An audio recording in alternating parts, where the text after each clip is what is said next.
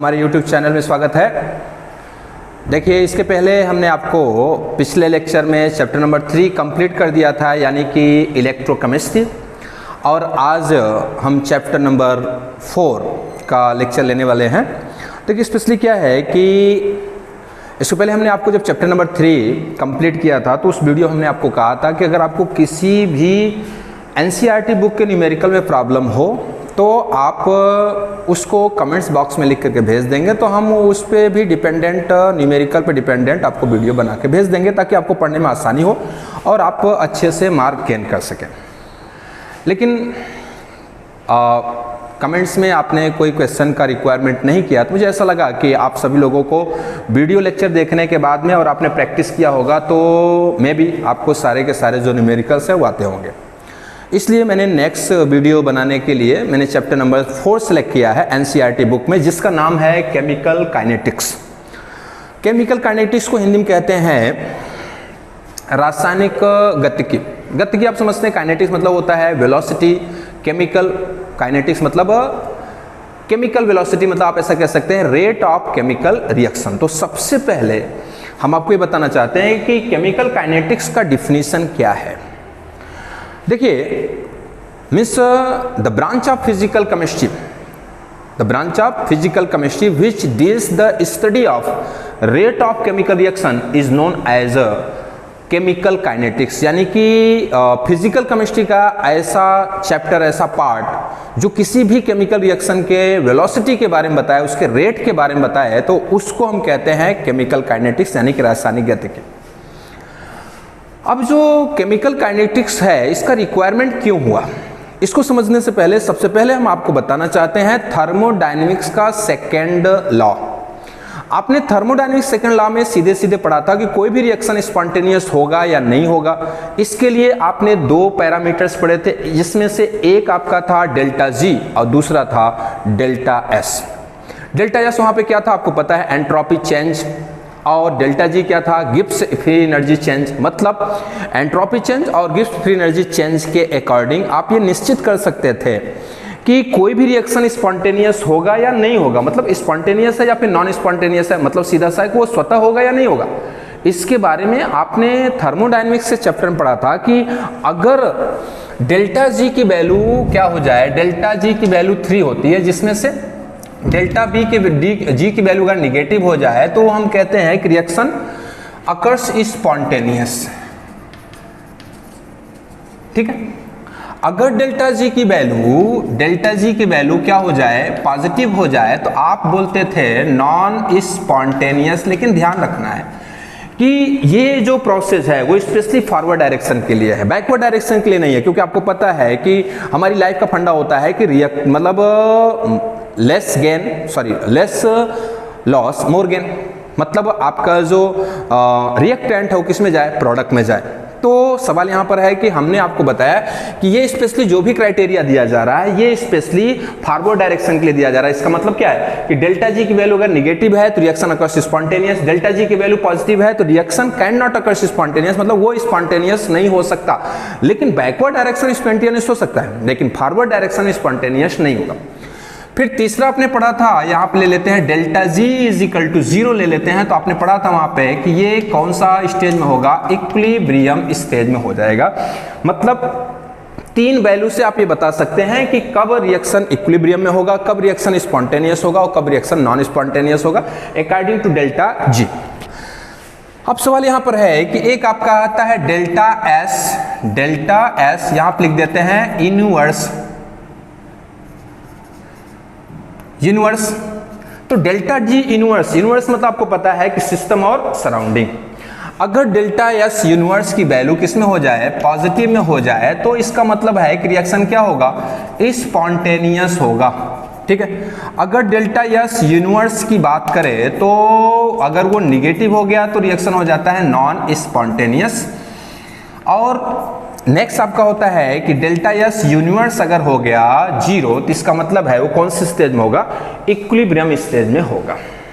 Clear, यानी according to entropy change and according to free energy change you can decide the reaction occurs spontaneous और not. मतलब thermodynamics के second law से आप ये निश्चित कर सकते हैं कि रिएक्शन होगा या नहीं होगा, लेकिन प्रॉब्लम वहां पे क्या है, थर्मोडायनेमिक्स सेकंड लॉ से आप ये नहीं बता सकते कि रिएक्शन का वेलोसिटी, थर्मोडायनेमिक्स के रूल से आप ये नहीं बता सकते कि रिएक्शन का क्या वेलोसिटी क्या है। मतलब rate of chemical reaction can not explain with the second law of thermodynamics, यानी सेकंड लॉ ऑफ थर्मोडायनेमिक्स से आप rate of chemical reaction determine नहीं कर सकते, बता नहीं सकते। पहली बात हो गई। दूसरी बात, how much time taken for the completion of reaction, यानी कि रिएक्शन के कंप्लीट होने में कितना टाइम लगेगा ये भी आप नहीं बता सकते। और लास्ट ये है कि अगर केमिकल रिएक्शन कंप्लीट हो चुका है तो कितना प्रोडक्ट बनेगा या फिर कितना रिएक्टेंट बच जाएगा, इसके बारे में भी आप थर्मोडायनेमिक्स सेकंड लॉ से एक्सप्लेन नहीं कर सकते। इसका मतलब है ये हमने जो अभी आप बताया, ये थर्मोडायनेमिक्स सेकंड लॉ का क्या था, लिमिटेशन था। यानी कि thermodynamics second law rate of chemical reaction के बारे में कुछ नहीं बताता है, थर्मोडायनेमिक्स सेकंड लॉ ये नहीं बताता है किसी भी रिएक्शन के कंप्लीट होने में कितना टाइम लगेगा, और थर्मोडायनेमिक्स सेकंड लॉ ये भी नहीं बताता है कि रिएक्शन कंप्लीट होने के बाद में रिएक्टेंट कितना बचा रह जाएगा और कितना प्रोडक्ट बनेगा। इसका मतलब क्या है कि ये जो लिमिटेशन थर्मोडायनेमिक्स का सेकंड लॉ था, इसी लिमिटेशन की वजह से एक केमिस्ट्री का नया ब्रांच आया, एक नया चैप्टर आया, नया ब्रांच आया, जिसको हम क्या बोलते हैं, chemical kinetics, the branch of physical chemistry which deals the study of rate of chemical reaction is known as chemical kinetics.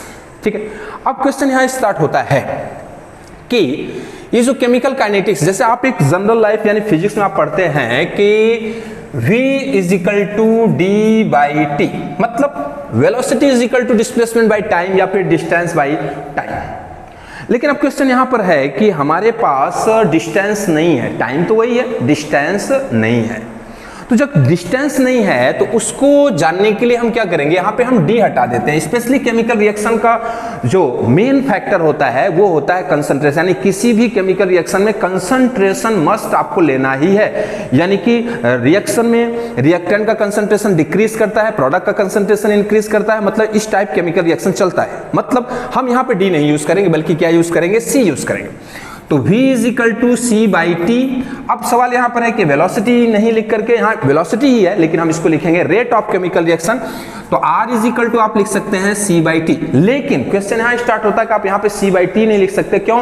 क्योंकि टाइम के अकॉर्डिंग रिएक्टेंट का कंसंट्रेशन डिक्रीज करता है और प्रोडक्ट का कंसंट्रेशन इंक्रीज करता है। इसका मतलब है कहीं ना कहीं कंसंट्रेशन में क्या आ रहा है, चेंज आ रहा है। जब कंसंट्रेशन में चेंज आ रहा है तो इसका मतलब आप क्या लिख सकते हैं, rate is equal to delta R by delta T, मतलब change in the concentration of reactant in by change in the time. यानी टाइम के हिसाब से रिएक्टेंट का कंसंट्रेशन चेंज करता है, टाइम भी चेंज होता है और साथ में रिएक्टेंट का कंसंट्रेशन डिक्रीज करता है। डिक्रीज के लिए हम क्या लगा देते हैं, माइनस।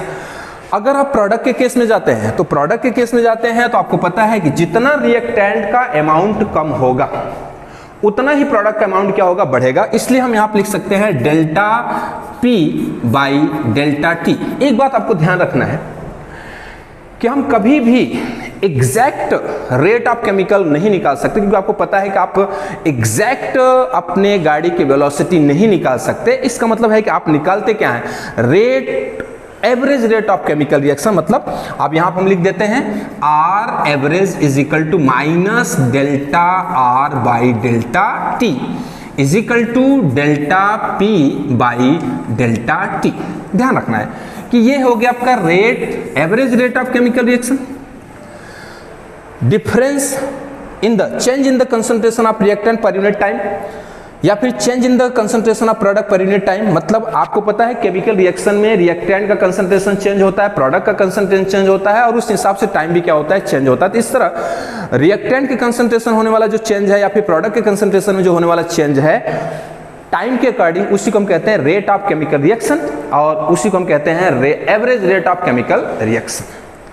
अब देखिए रेट ऑफ केमिकल रिएक्शन को अगर हम समझें तो पहले हमको यह समझना पड़ेगा कि रेट ऑफ केमिकल रिएक्शन यानी कि केमिकल काइनेटिक्स के हिसाब से, रेट ऑफ केमिकल रिएक्शन के हिसाब से हमारे पास कितने टाइप के रिएक्शन हो सकते हैं। तो आइए हम थोड़ा उसको समझ। मैंने आपको बताया कि रेट ऑफ केमिकल रिएक्शन यानी केमिकल काइनेटिक्स के आधार पर, यानी केमिकल काइनेटिक्स के आधार पर हमारे पास 3 टाइप के केमिकल रिएक्शन हमने डिसाइड किया है। मतलब रेट ऑफ केमिकल रिएक्शन के आधार पे हमने 3 रिएक्शन वन में बताया कि हमारे पास रेट ऑफ केमिकल रिएक्शन के हिसाब से या फिर केमिकल काइनेटिक्स के हिसाब से हमारे पास 3 टाइप के रिएक्शन है, जिसमें से पहला आपको लिखा हुआ है वेरी स्लो केमिकल रिएक्शन, दूसरा आपको लिखा है स्लो केमिकल रिएक्शन और तीसरा लिखा हुआ है फास्ट केमिकल रिएक्शन।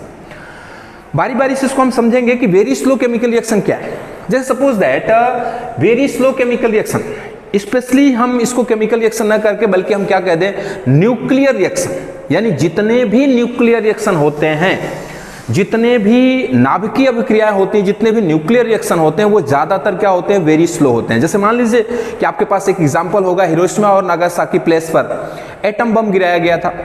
अब एटम बम आपको पता है यूरेनियम का बना होता है। अब वो जो यूरेनियम है उसमें क्या होता है रेडिएशन होता है। अब रेडिएशन होने की वजह से कई सालों के बावजूद भी वहां पे पूरी तरह से जीवन पूरी तरह से व्यवस्थित नहीं हो पाया है। इसका मतलब क्या है कि जब भी रेडिएशन हो यानी न्यूक्लियर प्रोसेस होने वाली जितने भी केमिकल रिएक्शन है वो सभी के सभी वेरी स्लो होते हैं। जैसे आपको मैं बताऊं कि आपका जो हाइड्रोजन या आपका जो सन है, सन में न्यूक्लियर फ्यूजन प्रोसेस हो रहा है। न्यूक्लियर फ्यूजन प्रोसेस आपको बताया गया है कि जो सन है वो हाइड्रोजन और हीलियम का न्यूक्लियस है। हाइड्रोजन सबसे स्मॉलेस्ट एटम है और हाइड्रोजन हीलियम स्मॉलेस्ट होने की वजह से उनके बीच में क्या होगा न्यूक्लियर फ्यूजन प्रोसेस होगा। न्यूक्लियर फ्यूजन मतलब कॉम्बिनेशन ऑफ द न्यूक्लियस। तो ऐसे कंडीशन में न्यूक्लियर फिजन और न्यूक्लियर फ्यूजन ये जो 2 प्रोसेस है वो आपके रेडियो एक्टिव एलिमेंट के साथ होते रहते हैं। और आपको ये बताया जा चुका है कि जो सन है वो हाइड्रोजन हीलियम न्यूक्लियस का बना हुआ है और हाइड्रोजन हीलियम न्यूक्लियस में स्पेशली होता है न्यूक्लियर फ्यूजन, जिसकी वजह से हमको क्या मिलता है एनर्जी मिलता है। इसका सीधा सा मतलब है कि हमारे हिसाब से जब से ये नेचर है उसके पहले से भी सन है। इसका मतलब है कि सन बहुत सालों से है लेकिन उसमें जो भी रिएक्शन चल रहा है वेरी स्लो चल रहा है, जिसकी वजह से आज भी हमारे पास सन मौजूद है और उसकी एनर्जी स्लोली यानी कि परफेक्ट अमाउंट में हमारे एटमॉस्फेयर में आ रहा है।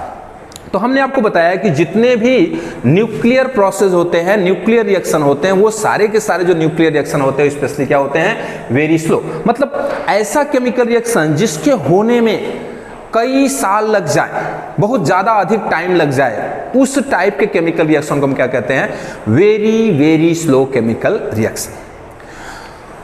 अब सवाल यहां पर है कि वेरी स्लो केमिकल रिएक्शन है उसमें अगर हम चेंज की बात करें तो चेंज बहुत कम होता है। अब जैसे मान लीजिए रेडियो एक्टिव है तो आपने देखा होगा कि रेडियो एक्टिव एलिमेंट्स के पास हाफ लाइफ पीरियड होता है। अब जैसे मान लीजिए कार्बन 14 है तो कार्बन 14 भी रेडियो एक्टिव एलिमेंट्स है, उसका जो हाफ लाइफ पीरियड है मान लीजिए 5700 ईयर है। अगर आप उसको सेकंड में यूज करेंगे यानी कि सेकंड या SI यूनिट में यूज करेंगे तो कार्बन 14 का जो डिकम्पोजिशन प्रोसेस यानी कि जो उसके विघटन का प्रोसेस है वो काफी स्लो हो जाएगा, जिसकी वजह से उसकी वेलोसिटी इतनी कम हो जाती है, इतनी लेस हो जाती है कि हम उस वेलोसिटी को मेजर नहीं कर सकते, उस रेट ऑफ केमिकल रिएक्शन को मेजर नहीं कर सकते। मतलब वेरी स्लो केमिकल रिएक्शन के लिए रेट ऑफ केमिकल रिएक्शन को हम मेजर नहीं कर सकते। मतलब ये रेट ऑफ रिएक्शन इतना ज्यादा कम मिलता है कि हमारे पास ऐसा कोई इंस्ट्रूमेंट नहीं है जिससे हम उसका रेट ऑफ रिएक्शन फाइंड कर सके। दूसरी बात है यहां पर हम बात करते हैं फास्ट केमिकल रिएक्शन। देखिए आपको ध्यान रख होगा कि आप जितने भी लेबोरेटरी में एसिड बेस के बीच में रिएक्शन कराते हैं या फिर मान लीजिए आपने एक टेस्ट ट्यूब में एसिड ले लिया है और उसमें मेथिल ऑरेंज मिला दिया तो पूरा का पूरा कलर क्या हो जाता है लाल हो जाता है। अगर मान लीजिए टेस्ट ट्यूब में आपने क्या कर लिया बेस ले लिया उसमें आपने क्या मिला दिया फेनोल्फिन मिला दिया तो इमीडिएटली मतलब पलक झपकते ही यानी कि नैनो सेकेंड पिको सेकेंड के अंदर रिएक्शन कंप्लीट हो जाए। मतलब ऐसा केमिकल रिएक्शन जो नैनो सेकंड या फिर पिको सेकंड में कंप्लीट हो जाता है तो इस टाइप का जो केमिकल रिएक्शन होता है उसको हम वेरी फास्ट केमिकल रिएक्शन कहते हैं या फिर फास्ट केमिकल रिएक्शन कहते हैं। तो ऐसा केमिकल रिएक्शन जिसके कंप्लीट होने में नैनो सेकंड या फिर पिको सेकंड में वो कंप्लीट हो जाए तो उसे हम कहते हैं फास्ट केमिकल रिएक्शन। ज्यादातर जो लेबोरेटरी रिएक्शन होते हैं वो स्पेशली फास्ट होते हैं। तो फास्ट केमिकल रिएक्शन जैसे मान लीजिए अगर आपका टाइम पिको सेकंड लग रहा है, नैनो सेकंड लग रहा है, तो जब उसको आप ऊपर लेके जाएंगे तो 10 की प्लस की पावर बढ़ जाएगी, मतलब 10 के पावर 9 या फिर 10 के पावर 12। अब 10 के पावर 9 या फिर 10 के पावर अगर 12 बढ़ जाता है इसका मतलब है कि ये जो वेलोसिटी है वो लाइट वेलोसिटी से भी ज्यादा है। इसका मतलब क्या है कि हम इस टाइप के रेट ऑफ रिएक्शन का भी इस टाइप के केमिकल रिएक्शन का भी रेट ऑफ रिएक्शन हम फाइंड नहीं कर सकते। यानी कुल मिलाकर के ये जो रिएक्शन है इसका रेट ऑफ रिएक्शन हम इसलिए डिटरमाइन नहीं कर सकते कि हमारे पास कोई ऐसा इंस्ट्रूमेंट नहीं है जिससे वेरी स्लो केमिकल रिएक्शन का रेट ऑफ रिएक्शन फाइंड किया जा सके। ये इसका रेट ऑफ रिएक्शन इतना फास्ट आता है कि इंस्ट्रूमेंट मेजर ही नहीं कर पाता।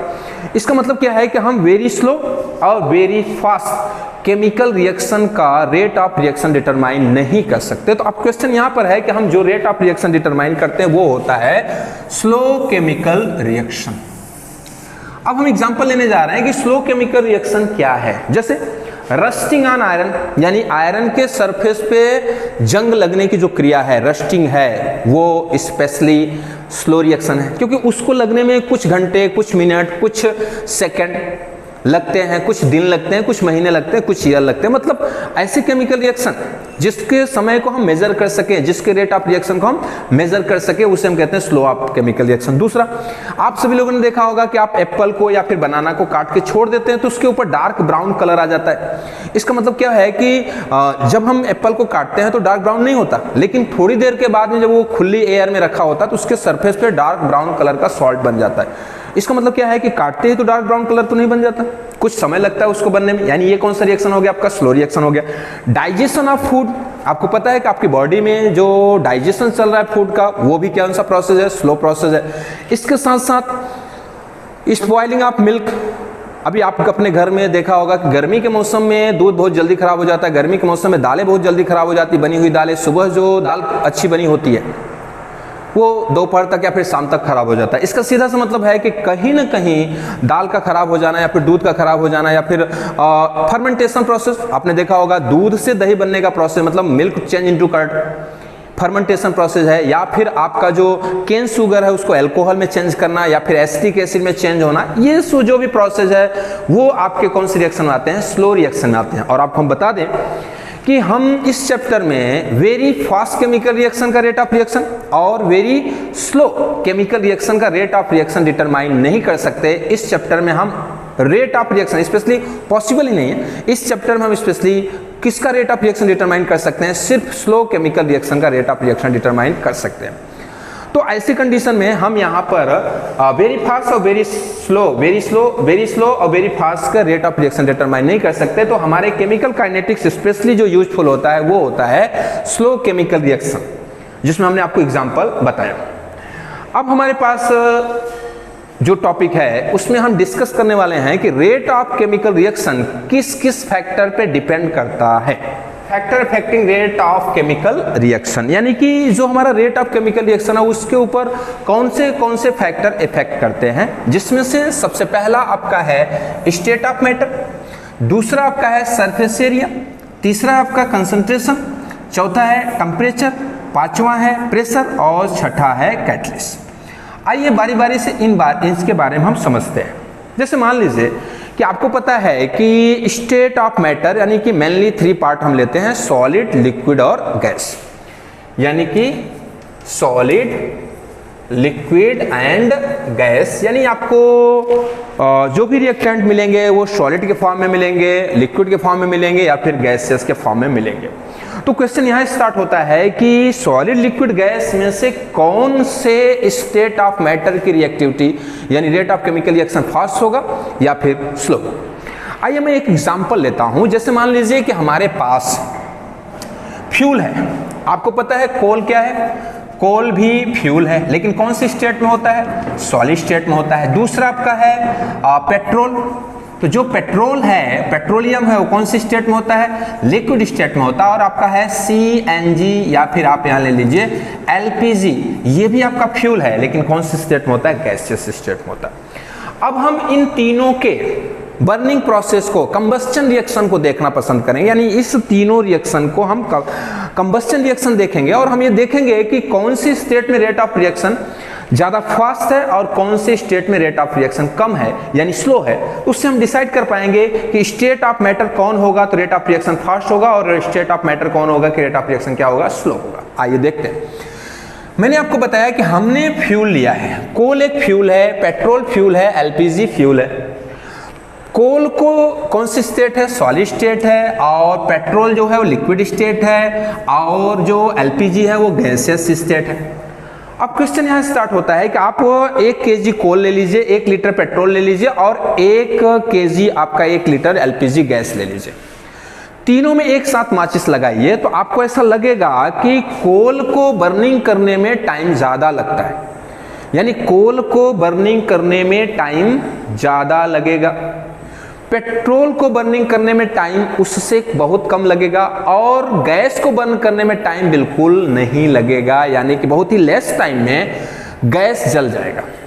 मतलब क्या है कि तीनों फ्यूल ही थे लेकिन उनका जो स्टेट था वो अलग अलग था और स्टेट अलग अलग हो जाने से रेट ऑफ केमिकल रिएक्शन भी अलग अलग हो जाएगा, जिसमें मैंने आपको बताया कि अगर आपका रिएक्टेंट सॉलिड स्टेट में है तो उसका रेट ऑफ रिएक्शन स्लो होगा और अगर आपका लिक्विड आपका रिएक्टेंट जो है लिक्विड स्टेट में तो उसका रेट ऑफ रिएक्शन सॉलिड से फास्ट होगा और सबसे ज्यादा अगर कोई रिएक्शन फास्ट होगा तो गैसेस स्टेट में होगा। इसका मतलब क्या है कि गैसेस स्टेट में अगर कोई मैटर है तो उसका रेट ऑफ रिएक्शन फास्ट होगा, लिक्विड स्टेट में है तो उससे स्लो होगा और सबसे स्लो अगर रेट ऑफ रिएक्शन होगा तो कौन से स्टेट वाले का होगा, सॉलिड वाले का रेट ऑफ रिएक्शन स्लो होगा। तीसरा आप बता सकते हैं कि स्टेट ऑफ मैटर भी रेट ऑफ रिएक्शन को क्या करता है, अफेक्ट करता है। अगर हम दूसरी बात करें सरफेस एरिया की, तो अभी हमने बताया कि आपका सरफेस एरिया यानी कि surface area is directly proportional to rate of chemical reaction, rate of chemical reaction. चलिए अभी हम बात करते हैं कि surface area directly proportional to rate of chemical reaction. इसका मतलब क्या है कि हमारा जो रेट ऑफ केमिकल रिएक्शन है वो सरफेस एरिया इंक्रीज होने पर बढ़ जाता है यानी इंक्रीज कर जाता है और सरफेस एरिया डिक्रीज होने जाने पर रेट ऑफ रिएक्शन क्या हो जाता है, डिक्रीज हो जाता है। अब इसको अपने से पहले एक एग्जांपल से समझते हैं कि मान लीजिए कि हमने ले लिया है 1 kg आयरन बॉल, उसी प्रकार हमने ले लिया है 1 kg आयरन शीट। ठीक है, ध्यान रखना आपको, हम सरफेस एरिया की बात कर रहे हैं, हम मास की बात नहीं कर रहे हैं, हम सरफेस एरिया की बात कर रहे हैं। मतलब मास हमने 1 kg आयरन बॉल ले लिया यानी कि 1 kg का आयरन बॉल ले लिया और दूसरा 1 kg का आयरन शीट ले लिया। मतलब आयरन को पीट करके क्या कर दिया गया, बहुत बड़ा चद्दर बना दिया गया। ठीक है ना, इसका मतलब क्या है कि दोनों का वेट तो सेम है और दोनों का स्टेट भी सेम है। बॉल भी सॉलिड है, आयरन शीट भी सॉलिड है, लेकिन दोनों के सरफेस एरिया में काफी चेंज है। जो बॉल है उसका सरफेस एरिया कम है, जो आयरन शीट है उसका सरफेस एरिया ज्यादा है। अब दोनों को एक टाइम में ले जाके एटमॉस्फेयर में आप रख दीजिए और कुछ दिनों के बाद आप देखिए कि सबसे ज्यादा रस्टिंग का प्रोसेस कौन से बॉल पे ज्यादा हुआ है रस्टिंग, या फिर सरफेस एरिया यानी कि आपका जो आयरन शीट है उस पे रस्टिंग हुआ है। तो सीधा सा मतलब है कि जो आयरन बॉल है उसका सरफेस एरिया कम है और जो आयरन शीट है उसका सरफेस एरिया ज्यादा है। इसका मतलब है कि शीट पे सबसे ज्यादा रस्ट का फॉर्मेशन हुआ होगा और बॉल पे रस्ट का फॉर्मेशन कम हुआ होगा। इसका सीधा सा मतलब हो गया कि जो आपका रेट ऑफ केमिकल रिएक्शन है वो कहीं ना कहीं सरफेस एरिया पे डिपेंड कर रहा है और सरफेस एरिया बढ़ाने से रेट ऑफ रिएक्शन बढ़ जाएगा और सरफेस एरिया कम करने से रेट ऑफ रिएक्शन कम हो जाएगा। दूसरी बात अगर हम करें तो जैसे मान लीजिए हमने ले लिया है कोल, तो कोल कौन से स्टेट में है, सॉलिड स्टेट में है। अब 1 kg कोल को बर्न कराने में ज्यादा टाइम लगेगा, लेकिन अगर इसी कोल को हम किस में चेंज कर दें, पाउडर फॉर्म में चेंज कर दें, तो पाउडर फॉर्म में चेंज कर देने से कहीं ना कहीं अगर आपके पास 1 kg कोल है तो उसका सरफेस एरिया कम होगा तो उसका जो कंबस्टन है वो काफी स्लो होगा। इसका मतलब उसका रेट ऑफ रिएक्शन स्लो होगा। अगर उसी 1 kg कोल को हम किस में चेंज कर दे, पाउडर के फॉर्म में चेंज कर दे, अगर हमने 1 kg कोल को पाउडर के फॉर्म में चेंज किया, इसका मतलब क्या हो गया कि सरफेस एरिया बढ़ जाएगा और जब सरफेस एरिया बढ़ेगा तो रेट ऑफ रिएक्शन भी बढ़ जाएगा। यानी कि 1 kg कोल को बर्न कराने में ज्यादा टाइम लगेगा और 1 kg कोल पाउडर को बर्न कराने में टाइम कम लगेगा। इसका सीधा सा मतलब है कि जो कंबस्टन प्रोसेस है सरफेस एरिया पर डिपेंड कर रहा है, तो सीधा सा मतलब है कि rate of chemical reaction is depend on surface area. मतलब surface area increase, rate of reaction increase and surface area decrease, rate of reaction decrease. Next हम बात कर रहे हैं कंसंट्रेशन का। आपको पता है कि केमिकल रिएक्शन में कंसंट्रेशन बहुत ही बड़ा फैक्टर होता है, क्योंकि कोई भी केमिकल रिएक्शन में रिएक्टेंट का कंसंट्रेशन डिक्रीज करता है, प्रोडक्ट का कंसंट्रेशन इंक्रीज करता है, तभी आपका केमिकल रिएक्शन पॉसिबल होता है। तो हम आपको यहां बताना चाहते हैं कि अगर हम कंसंट्रेशन की बात करें तो रेट ऑफ यानी कि rate of chemical reaction is directly proportional to concentration. 11th में आपने पढ़ा होगा rate of chemical reaction is directly proportional to the concentration of reactant. Guldberg और बाग ने रूल दिया था कि जो रेट ऑफ केमिकल रिएक्शन है वो रिएक्टेंट का कंसंट्रेशन पे डिपेंड करता है, और जितना ज्यादा आप रिएक्टेंट का कंसंट्रेशन इंक्रीज करेंगे रिएक्शन किधर जाएगा, फॉरवर्ड डायरेक्शन में जाएगा। ठीक है, तो सीधा सा मतलब है कि आपने इक्विलिब्रियम पढ़ा होगा, ले चटर्जी प्रिंसिपल यानी कि लेस अटेलिये का नियम भी आपने पढ़ा होगा कि अगर हम रिएक्टेंट का कंसंट्रेशन इंक्रीज करते हैं तो रिएक्शन फॉरवर्ड डायरेक्शन जाता है, अगर हम प्रोडक्ट का कंसंट्रेशन इंक्रीज करते हैं तो रिएक्शन बैकवर्ड डायरेक्शन में जाता है। इसका सीधा सा मतलब है कि कहीं ना कहीं कंसंट्रेशन इंक्रीज करेंगे तो रेट ऑफ रिएक्शन इंक्रीज होगा, चाहे वो फॉरवर्ड डायरेक्शन में इंक्रीज हो चाहे वो बैकवर्ड डायरेक्शन में इंक्रीज हो। लेकिन वो आपको समझना पड़ेगा कि अगर आप कंसंट्रेशन रिएक्टेंट का बढ़ाते हो तो फॉरवर्ड डायरेक्शन का रेट ऑफ रिएक्शन बढ़ जाता है, अगर आप रिएक्टेंट प्रोडक्ट का बढ़ाते हैं यानी कि आपका कंसंट्रेशन प्रोडक्ट का बढ़ाते हो तो रिएक्शन किधर जाता है, पीछे की तरफ जाता है। इसका सीधा सा मतलब है कि हमारा जो रेट ऑफ केमिकल रिएक्शन है वो कंसंट्रेशन के डायरेक्टली प्रोपोर्शनल है, यानी concentration of the reactant increase rate of reaction increase, concentration decrease rate of reaction decrease. Okay, now अब हम बात करते हैं यहां पे टेम्परेचर की। देखिए टेम्परेचर क्या है कि टेम्परेचर सभी को इफेक्ट कर देता है, तो रेट ऑफ केमिकल रिएक्शन को भी अफेक्टेड करता है, यानी ये भी आपका किस में चला जाएगा, rate of chemical reaction is directly proportional to temperature. सीधी बात अपने करते हैं। लेकिन अब क्वेश्चन यहां स्टार्ट होता है, कुछ लोग कहते हैं कि टेम्परेचर के according rate of chemical reaction दो टाइप के होते हैं, एक आपका हो गया एंडोथर्मिक और दूसरा हो गया एक्सोथर्मिक। यानी कि किसी भी केमिकल रिएक्शन को कंप्लीट होने में अगर एनर्जी की रिक्वायरमेंट है, अगर किसी भी केमिकल रिएक्शन को कंप्लीट होने में एनर्जी की रिक्वायरमेंट है तो उसे हम कहते हैं एंडोथर्मिक केमिकल रिएक्शन। और किसी केमिकल रिएक्शन के कंप्लीट होने में एनर्जी रिलीज हो रही है, after completion of reaction energy release, that is known as exothermic, and for the completion of reaction energy required, that is known as endothermic chemical reaction. यानी किसी भी chemical reaction को complete होने के लिए एनर्जी चाहिए एंडोथर्मिक, और कोई केमिकल रिएक्शन कंप्लीट होने के बाद एनर्जी क्या कर रहा है, रिलीज कर रहा है, तो उसे हम कहते हैं एक्सोथर्मिक। सीधा मतलब यह है कि हमने आपको बताया कि rate of chemical reaction is directly proportional to temperature, यानी अगर आप टेम्परेचर इंक्रीज करते हैं तो रेट ऑफ रिएक्शन भी इंक्रीज होता है। लेकिन अब क्वेश्चन यहां स्टार्ट होता है कि जो आपका रेट ऑफ केमिकल रिएक्शन, जैसे मान लीजिए कोई भी रिएक्शन एक्सोथर्मिक है तो जनरली लोग बोलते हैं कि एक्सोथर्मिक केमिकल रिएक्शन के लिए आपको टेम्परेचर इंक्रीज नहीं करना चाहिए बल्कि डिक्रीज करना चाहिए। लेकिन यह सही नहीं है, क्योंकि ह्यूमन बीइंग का नेचर है, अपना ये नेचर है कि लेस एक्सपेंस मोर गेन। मतलब एंडोथर्मिक केमिकल रिएक्शन है तो आप टेम्परेचर बढ़ाओ, रिएक्शन ज्यादा से ज्यादा कहां जाएगा, फॉरवर्ड डायरेक्शन जाएगा। अगर रिएक्शन फॉरवर्ड डायरेक्शन में चला गया इसका मतलब क्या हो गया कि हमको मैक्सिमम प्रोडक्ट मिल गया। एक्सोथर्मिक केमिकल रिएक्शन यानी जो आपके एक्सोथर्मिक केमिकल रिएक्शन है, अगर आप उसका टेम्परेचर बढ़ाते हो तो रिएक्शन किधर भागना शुरू करता है, बैकवर्ड डायरेक्शन। मतलब टेम्परेचर सिर्फ एक ही काम कर रहा है, रेट ऑफ रिएक्शन को इंक्रीज कर रहा है, अब वो चाहे फॉरवर्ड डायरेक्शन हो और चाहे बैकवर्ड डायरेक्शन, यानी कि टेम्परेचर ओनली वन वर्क कर रहा है, ओनली एक ही काम कर रहा है कि रेट ऑफ रिएक्शन को बढ़ा रहा है, चाहे वो फॉरवर्ड डायरेक्शन रिएक्शन हो या फिर बैकवर्ड डायरेक्शन रिएक्शन हो, रेट ऑफ रिएक्शन बढ़ रहा है। लेकिन प्रॉब्लम ये है कि हमारे लिए यूजफुल क्या है, तो जनरली हम अपने लिए जो यूजफुल देखते हैं वो होता है रिएक्टेंट चेंज इनटू प्रोडक्ट। इसलिए रिएक्टेंट चेंज इनटू प्रोडक्ट, अगर इंडोथर्मिक है हम टेम्परेचर देते जाते हैं, हमको प्रोडक्ट मिलता जाता है। लेकिन अगर एक्सोथर्मिक है तो ज्यादातर लोग कहते हैं कि टेम्परेचर को डिक्रीज करना या फिर टेम्परेचर को कांस्टेंट कर देना चाहिए, क्योंकि आपको पता है कि टेम्परेचर डिक्रीज करेंगे तो रेट ऑफ रिएक्शन स्लो हो जाएगा।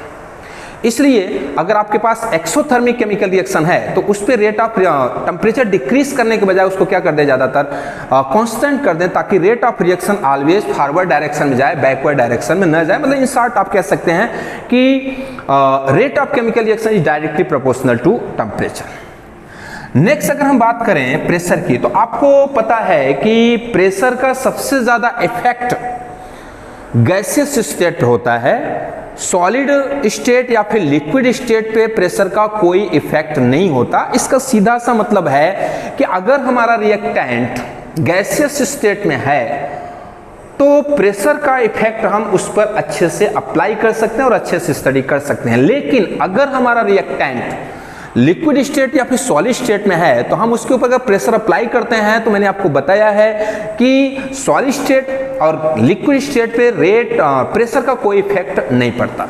इसका सीधा सा मतलब है कि आपका जो प्रेशर है वो स्पेशली इफेक्टेड होगा किसके ऊपर, गैसियस रिएक्टेंट के ऊपर। अब क्वेश्चन यहां उठता है कि ऐसे कौन सा रिएक्शन है जिस पर प्रेशर इंक्रीज करें तो रेट ऑफ रिएक्शन क्या हो, इंक्रीज हो, किस पर प्रेशर डिक्रीज करें तो रेट ऑफ रिएक्शन क्या हो, डिक्रीज हो। सीधा सा मतलब हम बात करते हैं कि यहां पे दो कंडीशन एक लेते हैं, जैसे सपोज दैट हमने यहां पे ले लिया है NR यानी कि gas is greater than NP, यानी कि गैसियस रिएक्टेंट ज्यादा है और गैसियस प्रोडक्ट कम है।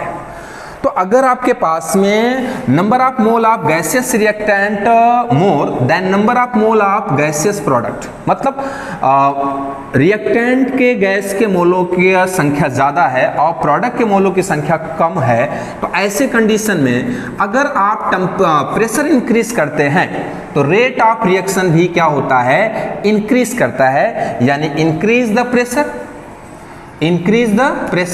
रेट ऑफ रिएक्शन इंक्रीज, सीधा सा मतलब है, ठीक है, rate of chemical reaction increase. अब दूसरी बात करें, अगर मान लेते हैं NR लेस देन NP, यानी प्रोडक्ट के मोल गैसियस मोल ज्यादा हैं और रिएक्टेंट के गैसियस मोल कम है, अगर आप प्रेशर इंक्रीज करेंगे तो रेट रिएक्शन किधर चला जाएगा, बैक साइड। मतलब प्रेशर भी वही काम कर रहा है जो टेम्परेचर कर रहा है, यानी प्रेशर अगर आप बढ़ाते हैं तो रिएक्शन, अगर आप रिएक्टेंट के मोल ज्यादा है प्रोडक्ट के मोल कम है, प्रेशर आपने बढ़ा दिया, रिएक्शन किधर चला जाएगा, फॉरवर्ड डायरेक्शन। अगर प्रोडक्ट का मोल ज्यादा है, रिएक्टेंट के मोल कम है, प्रेशर आपने बढ़ा दिया, रिएक्शन किधर जाएगा, बैकवर्ड डायरेक्शन। मतलब प्रेशर भी रेट ऑफ केमिकल रिएक्शन को इंक्रीज ही कर रहा है। लेकिन अब हमने आपको पहले बताया कि हमको रिएक्टेंट नहीं चाहिए, हमको प्रोडक्ट चाहिए। तो प्रोडक्ट फाइंड करने के लिए हम कंडीशन अप्लाई करते हैं कि अगर आपके रिएक्टेंट के मोल ज्यादा है, प्रोडक्ट के मोल कम है, तो प्रेशर अगर आप इंक्रीज करते हैं तो रेट ऑफ रिएक्शन इंक्रीज करता है। इसका मतलब है कि रिएक्शन फॉरवर्ड डायरेक्शन में जाएगा और आपको मैक्सिमम प्रोडक्ट मिलेगा। दूसरा, अगर आपके रिएक्टेंट का जो मोल है वो कम है और प्रोडक्ट का मोल अगर ज्यादा है और आप प्रेशर इंक्रीज करते हैं तो रिएक्शन बैक साइड चला जाएगा। इसका मतलब क्या है कि हमें प्रोडक्ट कम मिलेगा। तीसरा कंडीशन है, अगर मान लेते हैं NR is equal to NP है, यानी कि गैसियस रिएक्टेंट का मोल और प्रोडक्ट के मोल जो हैं अगर इक्वल हैं, तो आप गैस प्रेशर अगर आप इंक्रीज करते हैं तो दोनों पे लगभग कोई इफेक्ट पड़ने वाला नहीं है। रिएक्शन बैलेंस रहेगा, इक्विलिब्रियम में रहेगा, न तो फॉरवर्ड डायरेक्शन में जाएगा न तो बैकवर्ड डायरेक्शन में जाएगा। इसका मतलब है कि हमारे लिए जो फेवरेबल कंडीशन है कि रिएक्टेंट का मोल ज्यादा हो और प्रोडक्ट का मोल कम हो, तो प्रेशर अगर हम इंक्रीज करते हैं तो रेट ऑफ रिएक्शन इंक्रीज होता है, यानी वो फॉरवर्ड डायरेक्शन में जाता है। नंबर 6 आपका है कैटलिस्ट। तो आपको हम बता दें कि कैटलिस्ट एक एक्सटर्नल मटेरियल होता है, यानी catalyst is the external means any external material which can not take part in the chemical reaction only increase the rate of chemical reaction is known as catalyst and the rate of chemical reaction increase with the help of catalyst is known as catalysis. मतलब ऐसा कोई external material जो chemical reaction में participate ना करे, only उसके presence में rate of reaction increase हो जाए तो उसे हम क्या बोलते हैं, कैटलिस्ट कहते हैं। मतलब कुल मिलाकर के जो आपका कैटलिस्ट है वो रेट ऑफ रिएक्शन को इंक्रीज करता है, ठीक है। लेकिन जो कैटलिस्ट है वो इक्विलिब्रियम कांस्टेंट पे कोई इफेक्ट नहीं शो करता है। अगर आपका इक्विलिब्रियम केमिकल रिएक्शन है तो रेट ऑफ फॉरवर्ड डायरेक्शन बहुत तेजी के साथ हो जाता है, rate of backward direction reaction भी काफी तेजी हो सकता है। इसका मतलब क्या है कि अगर कैटलिस्ट है तो इक्विलिब्रियम जल्दी से स्टेबलाइज हो जाता है, लेकिन जो आपका कैटलिस्ट है वो रिएक्शन में पार्टिसिपेट नहीं करता। इसका सीधा सा मतलब है कि अगर किसी भी रिएक्शन अगर स्लो चल रहा है तो उसमें टेम्परेचर प्रेशर के इफेक्ट के अलावा आप कैटलिस्ट का यूज कर सकते हैं, और अगर आपने कैटलिस्ट का यूज किया है तो rate of chemical reaction less temperature और लेस प्रेशर पे भी काफी फास्ट हो जाता है। लेकिन ये जो कैटलिस्ट होता है वो रेट ऑफ केमिकल रिएक्शन में पार्टिसिपेट बिल्कुल नहीं करता।